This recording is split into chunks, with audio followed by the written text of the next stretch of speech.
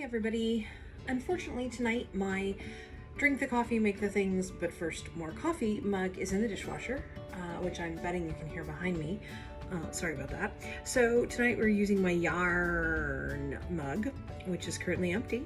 So I will be right back. All right, I'm back, and we've got some chocolate milk in the mug tonight because it's not terribly late, but late enough that I don't want to be up until 3 o'clock in the morning making paper flowers and paper flowers. So tonight I want to talk a little bit about what actually got me down this entire marble all the paper rabbit hole. I recently redid our bedroom. I painted it, rearranged it a little bit, all that. And one of the things that I really wanted was something to hang by the beds to work as bedside lights. And I'll be getting a smart plug for this. And for whatever reason, just the round paper lanterns absolutely caught my attention. And so I decided that I was going to go with that. And this is your standard lantern that you can pick up at Party City for, I think it's $7.99 for 3 of them. And I used some punches to cut out flowers. And I started with commercial scrapbooking paper. And part of that was because the very first one I was actually making with my friend Erin, and we were using her Cricut. So I have a really cool dahlia. Hang on just one second, let me go grab that one. Okay, so this is actually the first one, and maybe it's a little hard to see, but it's got a black dahlia type flower. Actually, it is a dahlia. A purple one, and then we've got some felt roses. And this is what we started with, and eventually I'm gonna finish it. It's just heavy enough that it really needs something on this other side. So I'm gonna go ahead and see about adding some more flowers to it and balancing it out a little bit. But that being said, let me set that down. I started working on a couple of other lanterns. And so there's the one that you see, and then this one. Now, this one's actually probably gonna go on John's side. It's a little bit darker. It has a lot more purple in it. And you can see here I was laying out kind of the direction that I want the flowers to go with a white opaque liner. So that's kind of how actually I got started with all of the paper marbling, is because I had this great idea, and it is a really cool idea, do not get me wrong. That's not gonna stay. So I'm just gonna, ooh, hey, anyway, it doesn't stay because it doesn't have the counterweight. Anyway, okay, good. So I figured I'd go ahead and start out and kind of show you what prompted this dive down you're making what with shaving cream and calligraphy ink hole. And part of that is also because as part of some other redecorating, I'm going to be redoing the living room. For those of you that don't know, we have a bright red wall, and it has been that way for a very long time, and I love it. But I think it's time to change it out. So I went ahead and got some larger lanterns. This one happens to be 16 inches in diameter. And then this one, I don't even know, is this one like 24, I think? Yeah, this one's 24 inches in diameter. So I'm going to need a lot more flowers. So, and I do have some other ones. These are, what are these? These are 12 inches. I think those were 8. So I got these at Luna Bazaar. Really, really reasonable. But again, you know, I've got the gray. Oh, and I picked out this purple one. It's gorgeous. It's a 20 inch. So you can see I've got a bunch of different sizes, and I'm gonna need some paper flowers. So what I started doing, originally when I started doing the paper marbling, it wasn't really marbling. It was, oh, and it's kind of hard to see. Oh, here we go. Dropping ink onto the paper and letting it kind of spread. And that kind of works. It makes for some cool effects. You can get some sincerely dark colors. I mean, it's kind of hard to tell, but this is really dark. There's a dark purple, a dark teal. You can get some really cool with, you know, lighter spots. You can see I've got some white iridescent ink. And I was just in a really dark tear for these. But you'll see some others. And I've kind of been saving these, but you can see you can get some really interesting effects. So that's kind of how I started with the paper marbling, was just seeing what I could do on old book pages, that kind of thing. And just because I wanted to, I keep a lot of these just to keep reusing. So let me tuck those back in there. And weirdly, I'm organized, relatively organized with this part of it. I'm not entirely sure why. Oh, excuse me. Whew. But I kind of am. So, we've got that. I have a collection of flowers that are not yet put together, and I've got them separated by size. So you can see here I've got 4 punches. This one is 2 3/8 inch. This is 1 1/2. This is 1, and this is 5/8. They're all a little different. These two are actually the similar flowers, but then you have kind of this, I don't know, heart shape on the end, and then almost a starfish. So what I've been doing is punching out those flowers, and I'll lay a couple out for you so you can see. So you can see, you know, I've got these really super dark ones. And then I've got some that were done on the marbled paper. And it's going to be interesting to see how those work together, just because I haven't used them together before. We have the itty bitty starfish ones, which is this punch right here. Wow, there you go. So the ones that I just showed you were this punch, and it's pretty hefty. I would not want to get my finger stuck in that way. Then I have some of the 1 inch flowers here.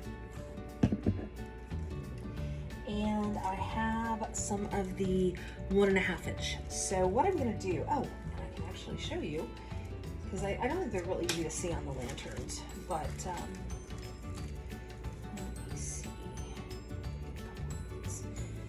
And again, I apologize for the ginormous bandage on my hand. I didn't get attacked by cats. I didn't attempt to wrestle a wood chipper or anything. It's actually just a disorder I have that's called excoriation disorder. Sometimes it's called dermatillomania, which kind of falls along with trichotillomania, the hair pulling. But basically, once I find an imperfection in my cuticles or my fingers or whatever, I can't stop messing with it. So it's pretty embarrassing. I'm not real proud of it, but there you have it. So I also, at Michael's, I picked up some stuff. They had a bunch of bridal stuff on clearance, and I went ahead and picked up some, they're spray picks. So I will open that in a minute. Oh, hold on. So this is why you're always careful with hot glue guns, because I just melted a hole in a bag. Hopefully it's still, hey, cool. It melted closed, but still, let's not do that. Anyway, ooh, that's kind of cool. Got a little bead, like a little perfect bead of hot glue. So, all right, so you've seen kind of what I've got cut out. But since I wanted to play around with the marbling, the paper, I thought I would just kind of start fresh. And since I need a ton of flowers to cover those lanterns anyway, this is just a really good excuse to play with the punches. So I'm just kind of working through this. So of course this is a die cut punch. And you can see you operate the lever, it pushes through. It's sharp, pretty darn sharp. So what I try to do is kind of get it in there. Now, because the paper has been so wet, it's a little wrinkled, so it can be a little difficult to get in there, but once it's in, it's pretty good. And then you just clunk and it's down. Oh, I can tell I caught that. This paper was folded and I can tell I caught the back. So, let's see. There we go. Helps if I don't block my ring light there. So there you go. So that's that one. Now I could cut a bunch more out of that, and I probably will. So, but I'm going to move on to a couple of different punches so that I can build some flowers here. Now, for this, I'm going to probably go with a little lighter. You know, nothing amazingly pale, but punch that out. Ooh, and it turned over so I can get a surprise. Here we go. There. And then, so, and like I said, because the paper's been wet, sometimes it's a little hard to pull apart. So, I kind of want to go for, ooh, let's try this one. For the 1-inch punch. And let's see, let's go with right here. Just feed it in. And this one, because it's so small, I don't tend to run it all the way back here. I just clip it. All right, so there we go. Ooh, that's gonna be cool. It's a little hard to see, I think, but let's see. I'll get better at this whole lighting shebang. Eventually, I hope, I think, maybe. So, oh, let's go with this really, really bright blue. And I'm gonna go, again, this thing is tiny. It's hard to see, but it is tiny. So let's just go with, oh, one thing you can do is if you really wanna see what you think you're gonna get, flip the paper over and then punch. And then, you know, you can kind of see, oh, look, I got this kind of turquoise. So, all right, I'm gonna just set this aside and drink my chocolate milk.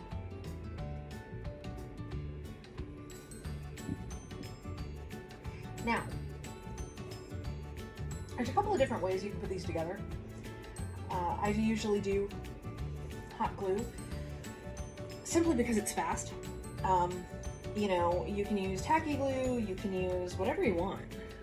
Just factor in drying time. So, with hot glue, of course, there's always the factor in the how much skin are you gonna lose, time. Hello, are you awake? Whoa, there we go.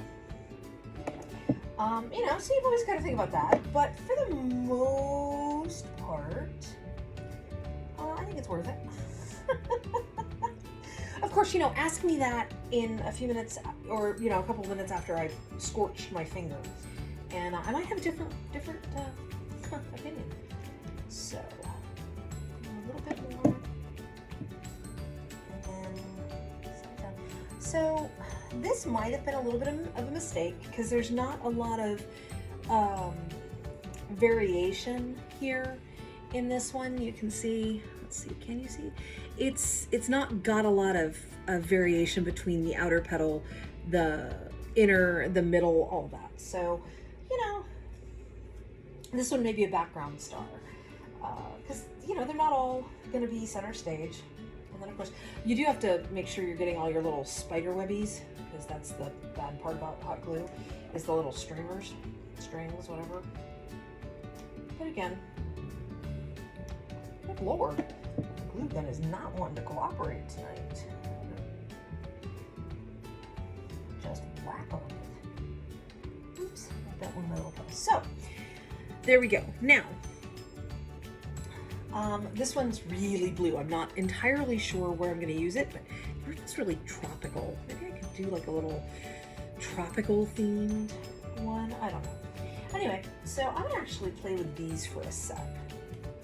So one of the things that I've done is kind of overlapped the bottom two petals. It gives you a little bit fancier flower, and then you just kind of, you know, have a little bit more oomph behind it. So, and then again, you know, so, and this one's kind of neat because the back is super dark and the front is not. So, I don't know, maybe you can see that, maybe you can't. Let me get down to my light. There we go. So you can kind of see that. Let's see, I need my kind of middle petal here. Now, we've got that really heavily marbled one, so maybe I want to go with one that's not quite so dark. I don't want to lose the, ooh, okay, how about this one? So that one's got a lot of the pinks and whatnot that are in the marbled paper. And so that could look really cool. Alrighty. So with the middle, with these 1-inch flowers, I don't tend to double them up too much just because a lot gets lost. They just don't double up real well. So there's the little teeny tiny starfish. We've got the kind of second to last here. Ooh, I think I found the one I want. Let's see. Yeah, okay, see, and that's kind of got that periwinkle going on. So maybe I want to kind of rotate it to where that dark is on a side that's light and the light's on a side that's dark. And it sounds kind of elementary, so we'll just assume. And I may screw it up anyway, I've done that before. So, you know, and like I keep saying, and you're gonna be so sick of this, but do what you like. And if you don't like it, and you can, I mean, you can pull it apart, or you could not. You could just throw it away. This is paper. It is probably not going to cure cancer. Although, dude, you can figure out a way to get your paper flowers to cure cancer. I am so there for that. All right, now, I apparently left my beads somewhere. I will be right back. Okay, so I had left my beads over on the butcher block. And these are Aurora Borealis, and I tend to like them because they kind of perk up the center of the flowers. And because here they kind of shimmer a little bit, which is good because these are, you know, this stuff is kind of dark. Just because, you know, it's purple and black and kind of dark. Stay. So, in this case, I just want to pick it up. And normally I have a pair of tweezers because I like my fingertips, but they're across the room and I don't feel like going to get them. So, I'll put a little, I've got to tell my head, oh, my head's actually in this. Oh, Lord. The reason I try and film to where you guys don't ever actually have to see me. But, there you go. Oh, hey, Aggie. A large doofus that is probably looking for food, even though she's already been fed tonight, is right there. Hey, Aggie. Aggie girl. Come here. Hi. Oh, goodness, say hi. Say hi. I'm an idiot. So anyway, so this is what started me down the entire paper marbling rabbit hole. If you don't have the punches or you didn't want to buy them, you can find tons of templates online, you know, that you can just trace onto your paper or however you want to do it. I just happen to like the punches because, well, pardon the joke, I can just punch stuff out. And I kind of like that. So I'm going to go ahead and bag everything back up. I just kind of wanted to give a quick, a really, really quick thing. And then I will be back with putting a bunch of these on a lantern. I don't want to make you guys sit through, you know, an hour of me punching and whatnot. Although I could time lapse it, I guess. Yeah, sure, why not? All right, I'm gonna time lapse it and then we'll go from there.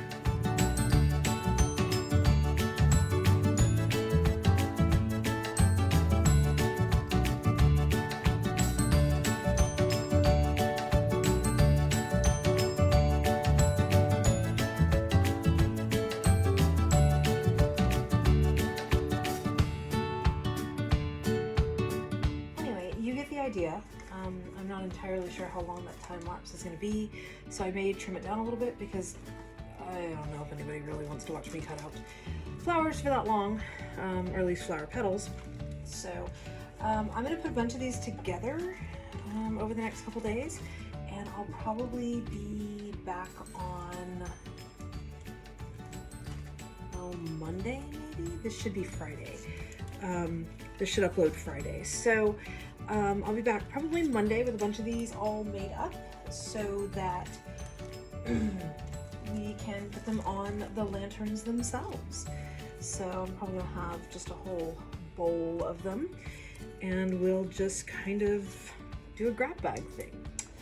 So anyway, as always, drink the coffee, do the things.